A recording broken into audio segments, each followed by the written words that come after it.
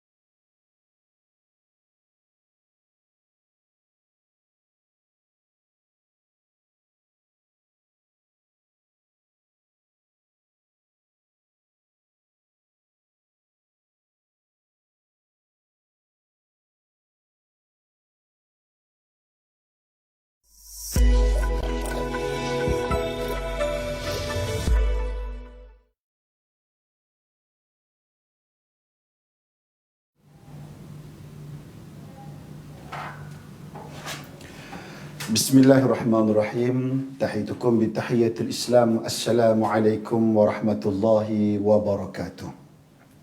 Alhamdulillahi rabbil alamin. Assalatu wassalamu ala asyrafil anbiya'i wal mursalin wa ala alihi wa sahbihi ajma'in. Rabbi syrah li sadri wa yassir li amri wahlul uqdatan min lisani yafqahu qawli.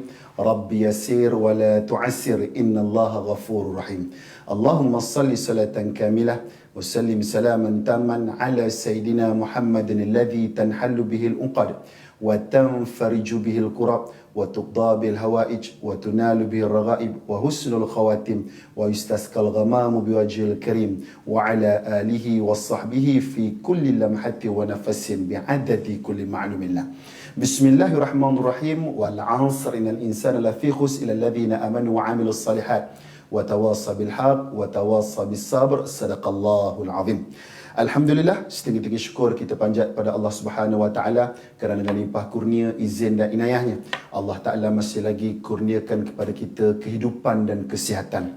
Allah Taala masih lagi kekalkan kepada kita limpah rahmat dan nikmatnya yang banyak kepada kita. Dan Allah Taala masih lagi kekalkan kepada kita dengan nikmat terpenting. Dan tidak semua hamba Allah Ta'ala menerima nikmat ini, iaitu nikmat Islam dan iman. Mudah-mudahan dengan limpah rahmat dan nikmat tersebut, termasuklah keberkatan yang Allah Ta'ala letakkan dalam bulan Ramadan ini, mampu menjadikan kita salah seorang daripada hamba Allah Ta'ala yang senantiasa taat, bertaubat dan bersyukur pada Allah Subhanahu Wa Ta'ala. Alhamdulillah. Tuan-tuan sedang penonton Facebook Live Majlis Agama Islam Selangor. Bertemu lagi kita pada siri keempat yang bawa tajuk kuliah zuhur hari ini, rebutlah peluang Ramadan. Macam mana nak rebut ni tuan-tuan dan puan sekalian? Kita nak bersesak-sesak ke? Kita nak bergasak ke? Kita nak macam mana? Tapi yang paling penting, kita rebut dan mengambil manfaat keseluruhan bulan Ramadan yang Allah Ta'ala berkati di dalamnya. Keberkatan yang Allah Ta'ala berikan dalam bulan Ramadan ini tidak hanya pada siang hari, tetapi pada malam hari juga. Maksudnya, keseluruhan hari bulan Ramadan itu Allah Ta'ala berkati.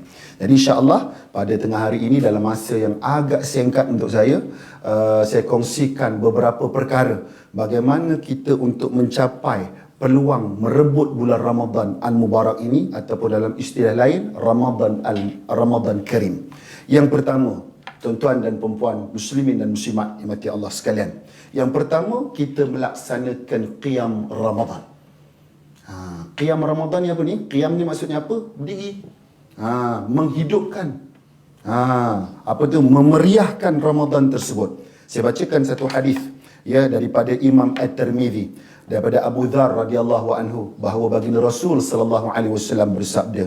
Kita baca matanya dalam bahasa Arab, mudah-mudahan mendapat keberkatan di dalam mengamalkan hadis baginda Muhammad sallallahu alaihi wasallam. Innahu man qama ma'al imam hatta yansarifa kutiba lahu qiyamul lailah. Apa mafhum daripada hadis ini? Sesungguhnya sesiapa yang solat qiyam bersama imam sehingga selesai, maka Allah akan memberikan ganjaran qiyam sepanjang malam. Maksudnya apa? Kita menghidupkan malam Ramadan. Dengan cara apa? Yang pertama sekali, kita hidupkan malam Ramadan ini bukan sahaja dengan amalan sunat, tetapi amalan wajib.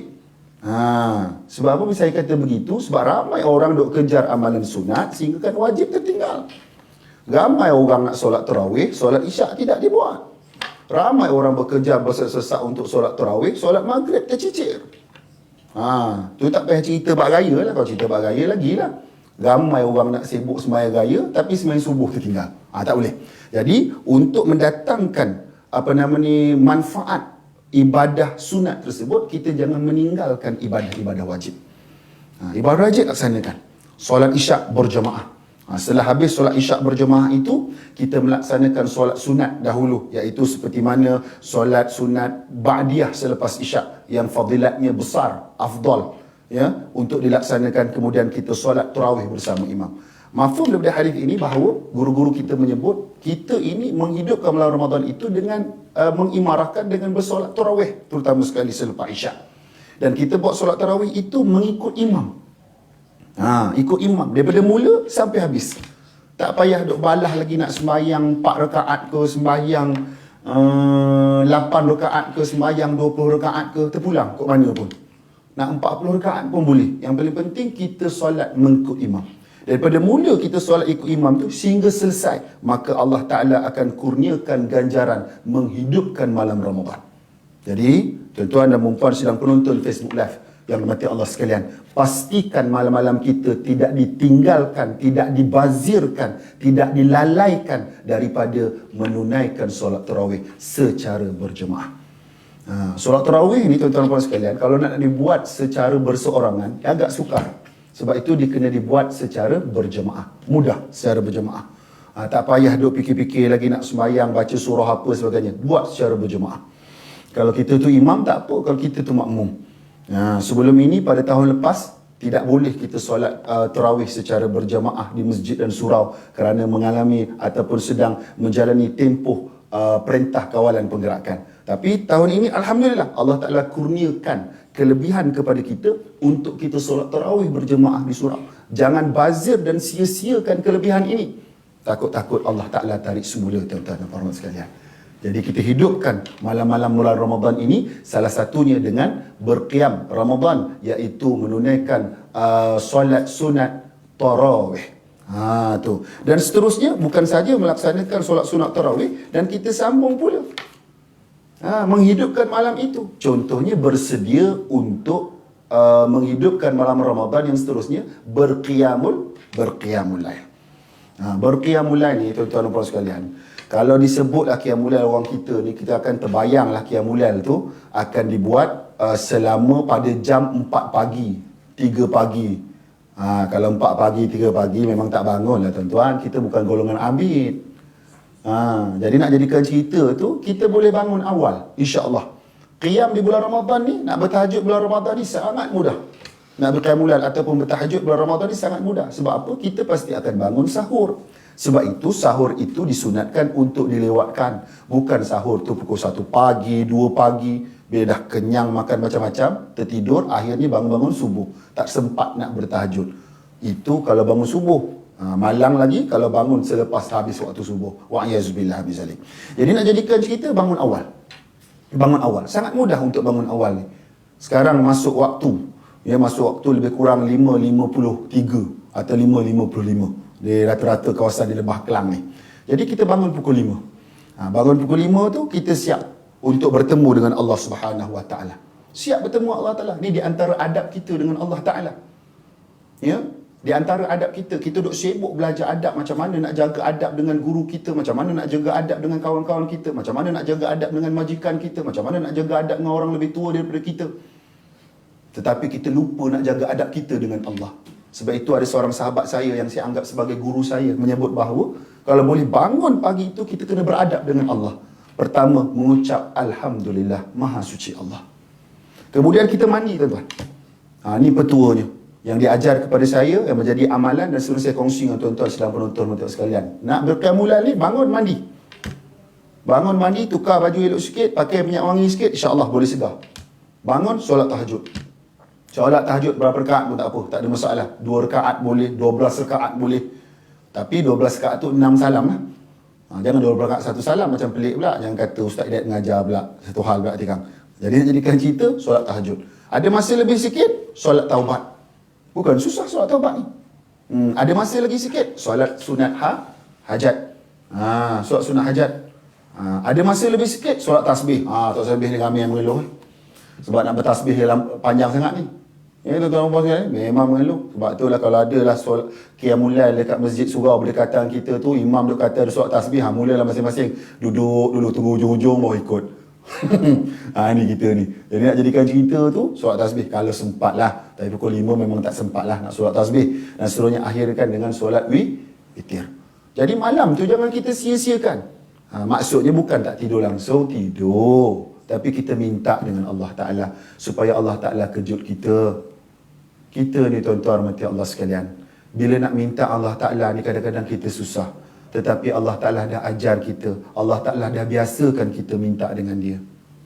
Ketika bila tuan-tuan, saya nak flashback balik keadaan kita dan peristiwa kita bermula 18 Mac 2020 lalu. PKP yang kita jalani. Apa hikmah PKP tuan-tuan? Apa hikmah PKP? Di antara hikmah yang paling besar PKP ni apa dia? Ni kalau tak jumpa tolong tepuk dada tanya iman. Hikmah paling besar PKP apa dia?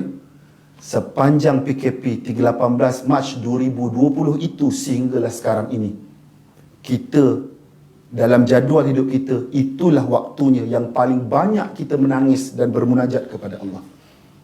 Ini hikmah PKP. Sebelum ni kita lupa Allah Ta'ala. Kita tak minta dengan Allah Ta'ala. Kita sombong dengan Allah Ta'ala. Jadi oleh kerana kita selalu minta dengan Allah Ta'ala sepanjang PKP, dimasuk pula dengan hikmah-hikmah lain, kita bersyukur dengan nikmat yang ada. Kita elakkan diri kita daripada pembaziran yang berluasa. Ya, kita mampu untuk menjaga solat di awal waktu. Sebab tak boleh pergi mana-mana. Kita tak sibuk kerja, duduk saja je, masuk waktu solat. Maka hubungan kita dah perbaiki dengan Allah Ta'ala. Sepatutnya masuk Ramadan, maka akan mudah untuk kita melakukan amal ibadah. Lebih-lebih lagi untuk menghidupkan malam-malam bulan Ramadan. Mudah untuk kita buat, tak susah. Kalau sebelum Ramadan mungkin susah, tuan-tuan.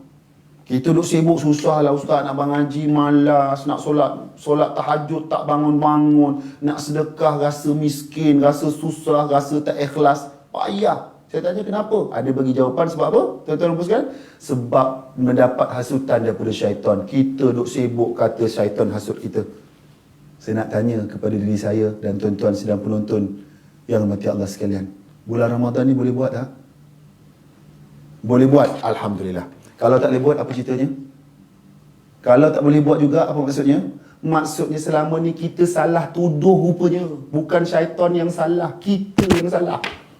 Ni yang salah. Kita yang salah sebenarnya. Jadi kita minta dengan Allah Ta'ala agar Allah Ta'ala kurniakan kepada kita kemampuan untuk menghidupkan malam-malam bulan Ramadan. Dikurniakan kesihatan untuk melaksanakan ibadah. Dikurniakan kesungguhan agar tidak mensia-siakan detik-detik di dalam bulan Ramadan ini. Itu yang pertama, tuan-tuan. Ni baru yang pertama ni, dah berapa minit ni? Kuliah ni tak apa lama ni kan? Okey, yang kedua yang nak kongsi ni. Yang kedua apa dia?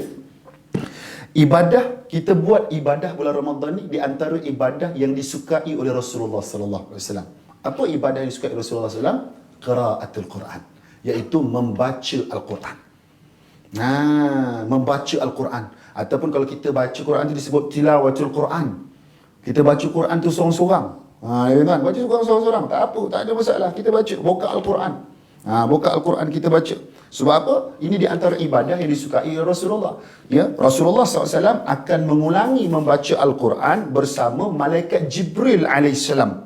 Ya, sehinggalah pada tahun akhir, sepiak tahun.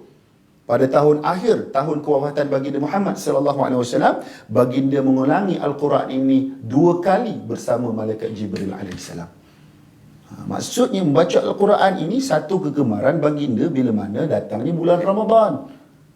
Jadi tidak hairanlah kita, ya, bila mana ada guru-guru kita menyebut rupanya bulan Ramadan ini adalah bulan diturunkan Al-Quran. Allah Ta'ala sebut perkara ini dalam surah Baqarah, surah kedua ayat 185. Bismillahirrahmanirrahim. Syahrul Ramadan alladhi unzilah fihi Al-Quran. Sadaqallahul azim. Diturunkan Al-Quran itu pada bulan Ramadan, pada malam bulan Ramadan. Jadi Ramadan ini bulan Al-Quran. Dan tidak pelik kita bila mana ada diceritakan, dikhabarkan kepada kita, diajarkan kepada kita bahawa Imam Syafi'i rahimahullah mengkhatamkan Al-Quran 60 kali sepanjang bulan Ramadan. Yang ini bacaan beliau di luar waktu solat. Dalam solat jangan tanya. 60 kali khatam.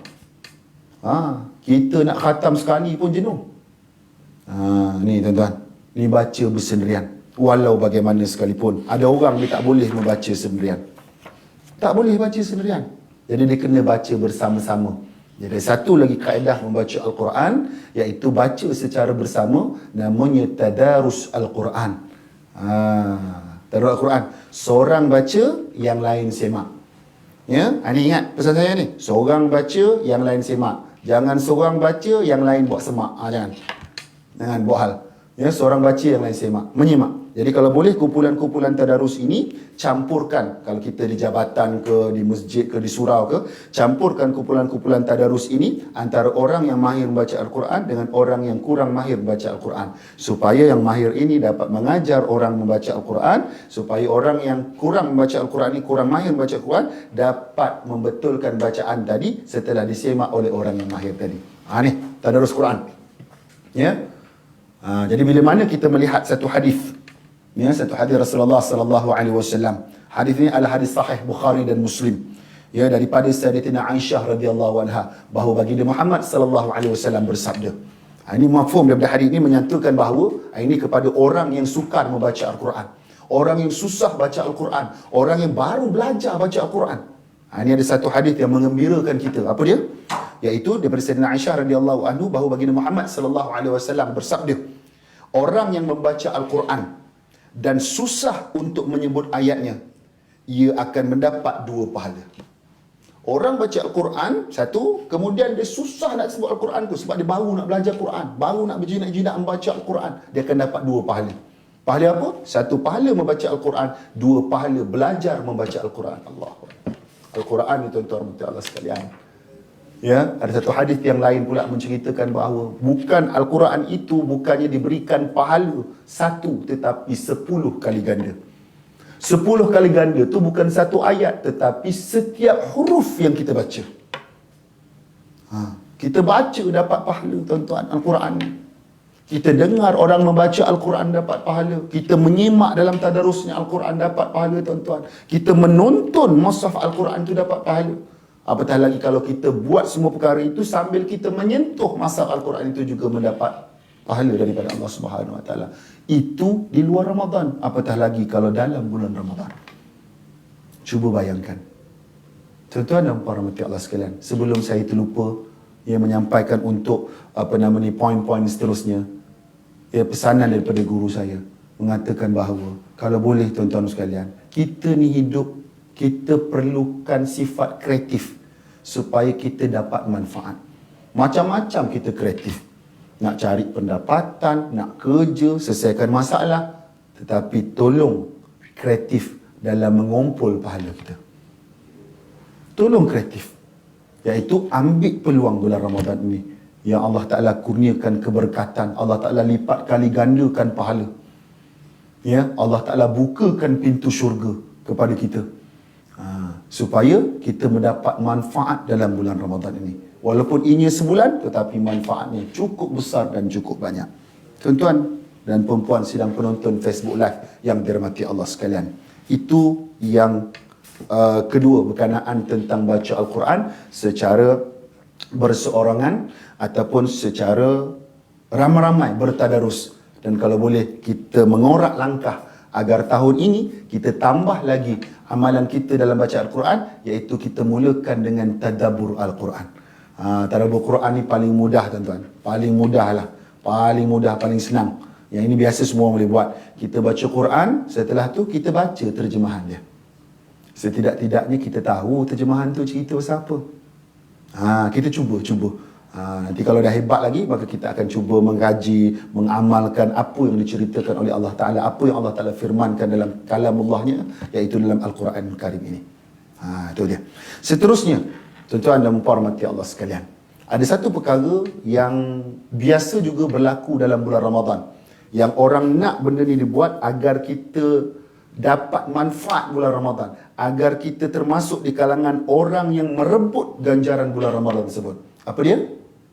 Kita beribadah atau kita melakukan amal jariah menggunakan harta kita.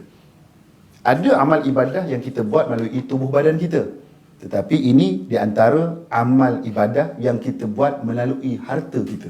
Sepatutnya lagi mudah. Jadi dalam bulan Ramadan ni ada 2 benda, satu wajib, satu sunat kalau cerita bab harta ni. Yang pertama, zakat. Zakat ni wajib. Tak payah cerita dalilnya banyak mana, Allah Ta'ala sebut banyak kali dalam Al-Quran. Ini zakat terbagi kepada 2, satu zakat fitrah, satu zakat harta. Jadi dua-dua bayar. Jadi saya pesan kepada diri saya, seterusnya sidang penonton Facebook Live mati Allah sekalian, untuk zakat fitrah silalah bayar bermula daripada sekarang. Ya, ni sebab hari ni, hari tu dah terlupa bayar, tak apalah, sebab bermula daripada sekarang. Cubalah bayar. Sekarang dah mudah nak bayar. Pandu lalu ada kot rasanya. Ya, boleh pergi jumpa amil, boleh pergi jabat zakat dan seterusnya, boleh juga bayar secara online. Semua boleh, tak ada masalah. Bayarlah. Sebab apa? Saya sering kali berjumpa kes-kes selepas sahaja solat sunat Hari Raya Aidilfitri, iaitu selepas mendengar khutbah selesai, ya, melaksanakan ibadah, ya, pada pagi raya itu, orang bertanya dengan saya, "Ustaz, saya terlupa membayar zakat fitrah, Ustaz." Jangan kita tergolong di kalangan itu. Kalau boleh bayarlah zakat fitrah tu. Sekarang dah mudah, tak payah duk tanya berapa zakat fitrah tu. Dah ada pilihan dah. RM7, RM14, RM21. Itu untuk di Selangor. Ya, itu untuk di Selangor. Di negeri lain mungkin lain sikit kiraan dia. Selangor RM7, RM14, RM21. Tu bayar zakat fitrah ya. Dan seterusnya, gunakan juga, kreatifkan diri kita untuk menggarap ataupun merebut pahala dalam bulan Ramadan ini. Kita bayar juga zakat harta kita pada bulan Ramadan. Zakat pendapatan, zakat simpanan, zakat pelaburan, zakat perniagaan, zakat ternakan, zakat tanaman. Apa lagi? Oh, macam begini zakat. Kita bayar bulan Ramadan. Bayar luar Ramadan dapat pahala, tuan-tuan. Betul. Tapi kita nak rebut peluang pahala itu berlipat kali ganda, iaitu kita bayar dalam bulan Ramadan. Pahalanya berlipat kali ganda. Tuan boleh bayang tak kalau kita beli barang, bayar harga barang tu satu, kita cuma dapat satu. Tu biasa. Kita bayar, kita usaha beli barang tersebut satu, kita dapat percuma 10. Macam mana keadaannya? Begitulah juga bulan Ramadan ni. Ni di antara tawaran mega, tawaran hebat, mega sale yang Allah Ta'ala berikan kepada kita supaya kita mendapat manfaat. Okey, tu zakat. Zakat tu wajib. Yang kedua, yang dapat harta lagi apa dia? Yang kedua adalah sedekah. Sedekah. Kita banyakkan sedekah. Sebab baginda Rasul sallallahu alaihi wasallam dalam sebuah hadis, sebuah hadis mengatakan bahawa an Ibnu Abbas radhiyallahu anhu, kana Rasulullah sallallahu alaihi wasallam ajwadan nas wa kana ajwadu ma yakunu fi Ramadan. Apa mafhumnya? Adalah Nabi seorang yang paling pemurah, ya, dan paling pemurah dan lebih pemurah pada bulan Ramadan. Kita kena jadi orang yang pemurah juga. Ya, walaupun kat luar sana ramai orang berjumpa dengan saya, "Ustaz, macam mana ni Ustaz? Kadang-kadang nak bersedekah ni takut tak mampu Ustaz. Ya, takut tak ikhlas Ustaz. Ya, takut tak cukup Ustaz." Jadi saya nak kongsi satu hadis Rasulullah SAW. Hadis ni hadis sahih dalam Sahih Bukhari, tak silap saya hadis bilangan 1353. Ia daripada Abu Hurairah radhiyallahu anhu berkata, ja'a rajul ila Nabi sallallahu alaihi wasallam faqala ayyu sadaqah a'zamu ajra? Qala an tasaddaqa wa anta sahih syahih takhsha al-faqr wa ta'mulu al-ghina wa la tumhilu hatta idha baghalatil hulqum qultu li fulanin kadha wa qad kana atau li fulanin kadha wa li fulanin kadha wa qad kana li fulan atau kama qala. Hari ini menceritakan bahawa perasaan-perasaan kita untuk bersedekah, tak kisahlah kita nak sedekah kat mana sekalipun. Ya, nak sedekah ke masjid, sedekah ke surau, sedekah kepada orang susah. Nak sedekah online, sebut sedekah online ni Majlis Agama ada buat juga kempen sedekah online kepada tabung anak yatim Majlis Agama Islam Selangor. Boleh sedekah online. Kita gunakan kaedah ni, kaedah mudah bagi siapa yang online, yang pandai online ni. Kalau yang tak pandai tak apalah, tak ada masalah. Ni kita gunakan, kita rebut peluang bulan Ramadan ni. Ada baki beberapa hari lagi sebelum Ramadan meninggalkan kita. Jadi dalam hadis ini menceritakan bahawa telah datang satu orang lelaki berjumpa dengan Rasulullah sallallahu alaihi wasallam dan bertanya, "Ya Rasulullah, apakah sedekah yang paling besar ganjaran sisi Allah Taala?" Paling besar, tuan-tuan. Bukan dia tanya besar, paling besar di sisi Allah Subhanahu Wa Taala. Maka Rasulullah SAW bersabda, "Anta saddaqa wa anta sahih." Yang pertama, apa cirinya? Nak dapat sedekah paling besar ni, yang pertama apa cirinya? Anta saddaqa wa anta sahih. Kamu bersedekah ketika kamu sihat. Ni kalau tengah menonton ni, sihat tu. Kalau tak sihat, tak boleh menonton ni. InsyaAllah, Alhamdulillah, insyaAllah ya, tuan-tuan ya. Masih lagi bersama dengan saya ya. Okey, tak? Tu yang pertama. Sedekah ketika sihat. Dua, syahih. Syahih ni apa? Sayangkan harta. Mustahil kita tak sayangkan harta. Yang ketiga, taksyal faqar. Takut miskin. Ini memang biasa. Kita pergi bazar Ramadan, kita pergi pasar malam, bawa duit RM10, sekeping RM5, sekeping lagi RM5. Jumpa pula orang susah. Kita sayang duit kita ni sebab nak beli makanan untuk kita. RM5 ni, RM10 ni. Jadi kita nak sedekah yang mana satu, tuan-tuan? RM5 ke RM5? Itu soalan saya. Aku tengah hari ni mengantuk kan. Soalan saya, RM5 ke RM5? Jadi tak lain tak bukan RM5 jugalah. Kita mau bagi RM5, pakilah RM5. Allah, cukup ke nak beli makanan ni? Nampak? Kalau ikut kok congak kita kan, duit RM10, sedekah RM5, bagi kat orang RM5, maka tinggal RM5. Itu cukup congak kita. Tapi ikut matematik Allah Ta'ala ajar, tidak begitu. Sebab apa? Bersedekah itu tidak mengurangkan harta. Tidak mengurangkan harta. Nampak? Ya, takut miskin. Dan yang keempat, ciri keempat, apa dia? Wa ta'mulu ghina, iaitu mengharapkan kekayaan. Dan jangan kamu tangguhkan sedekah itu sehinggalah nyawa kamu berada di halkum, barulah kamu kata harta untuk si fulan, harta untuk si fulan, sedangkan harta itu bakal menjadi milik si fulan. Jadi tuan-tuan dan puan sekalian, kalaulah kita bersedekah, tak kisah berapa ringgit sekalipun kita sedekah, ada perasaan ini, ada ketika ini, iaitu kita sihat, kita sayangkan harta, kita takut miskin dan kita mengharapkan kekayaan, perasaan ini ada dalam diri kita, kita tetap bersedekah, maka pahalanya itu paling besar di sisi Allah Subhanahu Wa Taala. Allahu Akbar.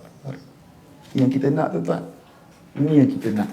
Dan seterusnya, tuan-tuan dan mati Allah sekalian, ya, kita gunakan peluang 10 Ramadan terakhir ini untuk mencari Lailatul Qadar.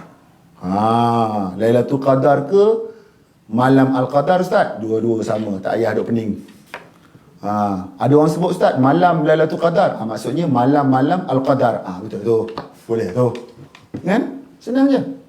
Ni ceritanya. Cari malam Al-Qadar. Saya nak baca satu hadis Rasulullah sallallahu alaihi wasallam, hadis sahih daripada riwayat Imam Bukhari.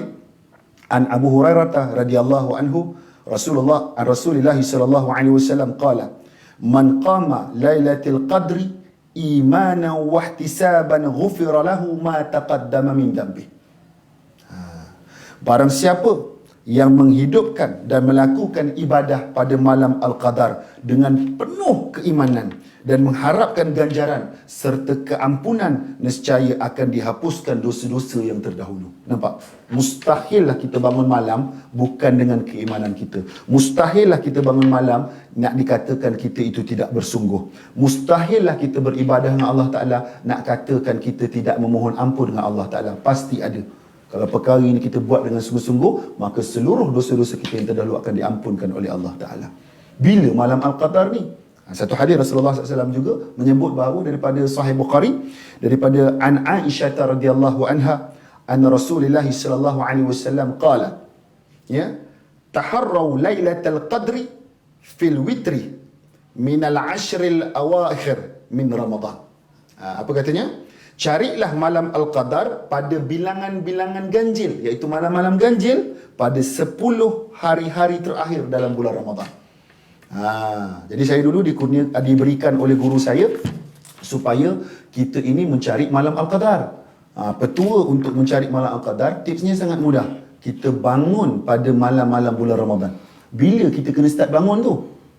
Ni nak confirm jumpa Lailatul Qadar ni. Bila start bangun? Satu malam Ramadan dah kita berbangun, hidupkan malam bulan Ramadan. InsyaAllah kita jumpalah malam Al-Qadar tu. Yang mana Allah Ta'ala sebut tentang malam Al-Qadar ni, ibadah kita itu pahalanya umpama kita beribadah selama 1000 bulan. Yang Allah Ta'ala sebutkan dalam surah Al-Qadar. Alfi syahrin. 1000 bulan pahala tu. 1000 bulan ni kalau tengok tahun berapa? 83 tahun lebih kurang. Ikut tepatnya kalau kiraannya 83 tahun 4 bulan. Contohlah malam tu tuan-tuan, kita baca Quran satu muka. Seolah-olah kita baca Quran satu muka tu setiap hari selama 83 tahun. Nak tengok umur kita ni 80 belum tentu sampai. Kalau sampai, Alhamdulillah, bonus. Belum tentu sampai. Tapi pahalanya umpama melangkaui daripada jumlah umur yang Allah Ta'ala berikan kepada kita. Ni satu. Kalau kita solat tahajud, tuan-tuan, umpama kita solat tahajud selama pahalanya umpama 83 tahun. Tu. Sekarang zaman canggih. Zaman canggih sekarang ni, orang bangun-bangun pagi dah tengok handphone. Bangun pagi tengok handphone. Nampak? Ya? Apalah kiranya kalau bangun pagi tengok handphone tu, mula-mula baca Quran dulu. Ini adab kita dengan Allah. Saya diajar oleh guru saya. Pagi-pagi sebelum kita tengok handphone, tengok WhatsApp ke tengok Facebook, tengok apa, baca Quran dulu. Baca Quran ni mudah. Dengan pakai mushaf boleh, aplikasi dalam handphone boleh. Baca Quran. Baca Quran dulu baru tengok. Nak tengok handphone, contoh lepas baca Quran tu tengok handphone. Nanti dulu. Kita gunakan malam tu jangan dibazir sehingga subuh. Jangan tunggu dekat-dekat subuh, jangan. Gunakan malam-malam tersebut. Ya, kita boleh buat sedekah online. Nampak? Sedekah online. Nampak tuan-tuan? Kat bawah tu tulis apa tu? Sedekah kepada tabung anak yatim MAIS. Nampak tu? Online tuan-tuan. Dapat kelebihan lagi. Apa kelebihannya? Kelebihannya dapat pengecualian cukai pendapatan.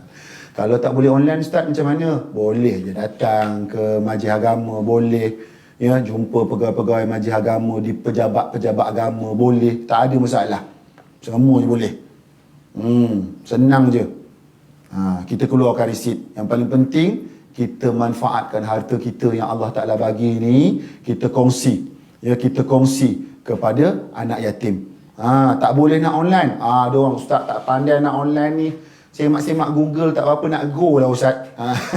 So, Google tak apa nak go. Tuan-tuan boleh je scan QR code. Nampak tu? Sambil-sambil duduk dekat depan ni kan, scan QR code tu. Selesai masalah. Pilih je nak bagi berapa. RM2. Tak tahu, saya tak pasti berapa paling sikit berapa dalam sistem. Kalau untuk offline, terpulang lah berapa pun. Ya, terpulang berapa tuan-tuan. Ni sedekah tuan-tuan. Jangan lupa. Sebab Nabi orang paling pantas bersedekah. Paling pantas bersedekah. Tak kisahlah jumpa siapa tepi jalan. Bang, tolong bang, terus bagi duit. Bang, tolong bang, terus bagi duit. Sampai kau orang datang, bang, tolong bang, nak tanya jalan pun bagi duit juga. Tu nak cerita tu. Mencontohi Rasulullah bersedekah tu. Sampai macam tu sekali. Nampak? Habiskan peluang kita bulan Ramadan ni. Ya? Dan akhir sekali saya nak pesan tuan-tuan, rahmati Allah sekalian. Apa saya nak pesan kat sini? Ingat ya, Ramadan yang kita hadapi ini hanya berlaku dalam hidup kita. Setelah kita meninggal dunia tuan-tuan, kita tak jumpa lagi Ramadan. Kita tak jumpa lagi solat tarawih. Kita tak jumpa lagi bertadarus Al-Quran. Jadi kita gunakan manfaat hidup kita yang Allah Ta'ala berikan ruang dan peluang ini supaya kita tidak menjadi hamba Allah Ta'ala yang mensia-siakan bulan Ramadan. Dan sebagai penutup ya tuan-tuan sekalian, saya nak kongsikan dengan tuan-tuan dan puan rahmati Allah sekalian, banyaklah kita berdoa. Kita ni nak berubah. Kita ni nak berubah jadi baik tuan-tuan. Bukan senang. Kita perlukan kekuatan. Kekuatan tu datang daripada siapa? Kekuatan tu datang daripada Allah Subhanahu Wa Taala. Kita minta dengan Allah Taala. Minta banyak-banyak dengan Allah Taala agar Allah Taala kurniakan kekuatan kepada kita. Allah Taala kurniakan kesempatan. Sekarang kita dah sempat. Kita dah sempat. Tapi kita tak minta lebih dengan Allah Ta'ala. Sebab itu doa kita kena jelas. Kita minta dengan Allah Ta'ala dalam bahasa Melayu. Tak kisah dalam bahasa apa tuan-tuan, Allah Ta'ala maha mengetahui. Kita minta Allah Ta'ala, ya Allah Tuhanku, kau berkatilah diriku ini dalam bulan Ramadan ya Allah. Kau temukanlah aku dengan malam Al-Qadar ya Allah. Kita just minta begitu tuan-tuan. Jelas lagi tuan-tuan. Kita minta ditemukan. Takut-takut kita di antara orang yang ditemukan bulan Ramadan, tapi kita tidur balik, dah sedar. Sebab itu bila kita malam ya kita terbangun tidur waktu malam bulan Ramadan ni, merupakan rezeki tuan-tuan. Tak kisahlah kita bangun pukul 1 pagi ke 2 pagi ke pukul 4 pagi, rezeki. Allah Ta'ala beri peluang kepada kita. Jangan kita bangun, kenapa saya bangun ni? Awal lagi ni belum sahur, kita pun tidur balik. Jangan. Jadi kita minta Allah Ta'ala, ya Allah ya Tuhanku, kau kurniakanlah aku kekuatan ya Allah, kurniakanlah aku kewarasan ya Allah. Kalau boleh ya Allah, bila kau kejutkan aku pada waktu pagi 1/3 malam ya Allah, mudah-mudahan aku terus waras untuk beribadah kepadamu ya Allah. Minta banyak-banyak.